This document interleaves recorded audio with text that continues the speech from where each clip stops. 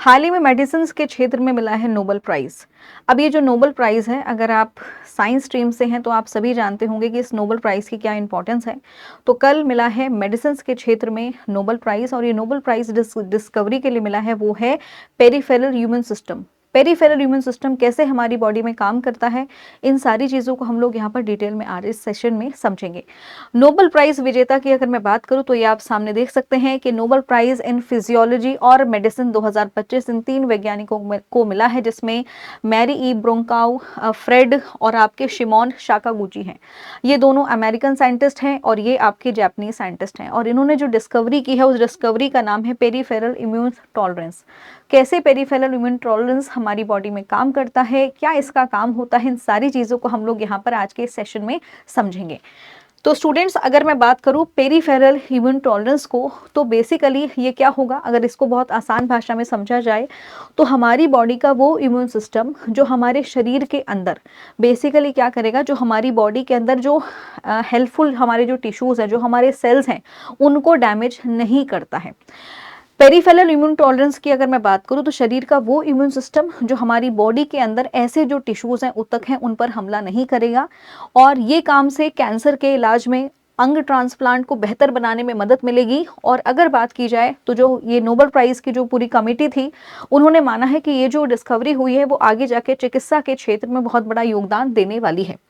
हमारे immune system का काम होगा जैसे बैक्टीरिया को, वायरस को, और जो भी हानिकारक पदार्थ होते हैं उनसे लड़ना, क्योंकि अगर डिफेंस सिस्टम नहीं होगा बॉडी का तो हम बहुत जल्द क्या होंगे, बीमार पड़ेंगे, और बीमार पड़ने से क्या होगा, ये जो हार्मफुल पैथोजेंस है वो हमारे शरीर में हमें रोगी बनाएंगे, अंगों को नुकसान पहुंचाएंगे, और ऐसे में व्यक्ति की डेथ भी हो सकती है।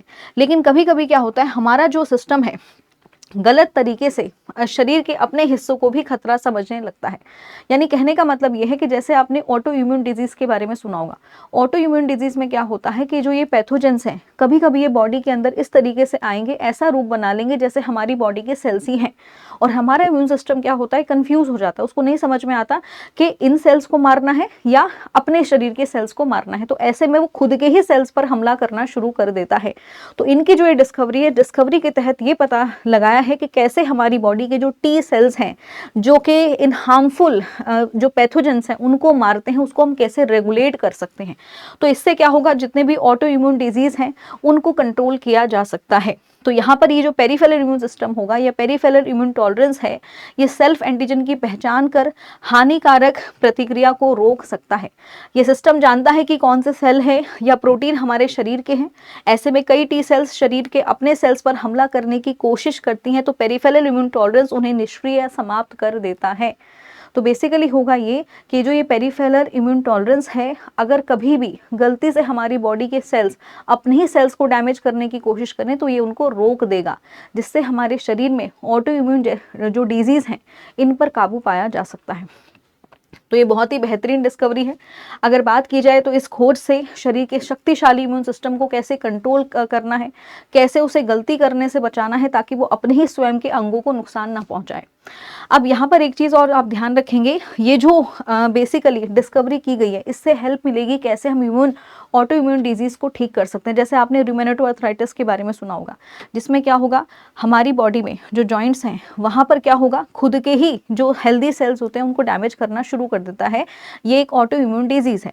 अब इससे काफ़ी सारे लोग परेशान रहते हैं क्योंकि इसका कोई इलाज नहीं है, इसका कोई पुख्ता इलाज है नहीं। तो ऐसे में ये जो डिस्कवरी हुई है कि कैसे हम अपने पेरिफेरल इम्यून टॉलरेंस को बढ़ा सकते हैं, जिसकी वजह से हमारे खुद के जो डिफेंस मैकेनिज्म वाले सेल्स हैं वो इस तरह की गलती करने से बचें। तो ये चीज़ आपको ध्यान में रखना है कि ये जो बेसिकली ये जो खोज की गई है, इससे कैंसर और ऑटो इम्यून्स के रोगों का इलाज किया जा सकेगा। इसके अलावा इन खोजों से मदद मिलेगी कि कैसे हमें ऑर्गन ट्रांसप्लांट करना है। साथ में कई इलाज और क्लिनिकल ट्रायल्स के दौरान भी इनको यूज़ किया जा सकता है।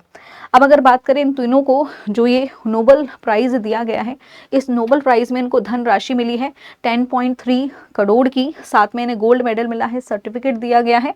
और ये जो बेसिकली आगे जाके ये जो इनकी थ्योरी है, जो डिस्कवरी इन्होंने की है, इसके ऊपर आगे जाके और फर्दर नई आपके मेडिकल टर्म्स में काफ़ी सारी रिसर्च आपको देखने को मिल जाएगी।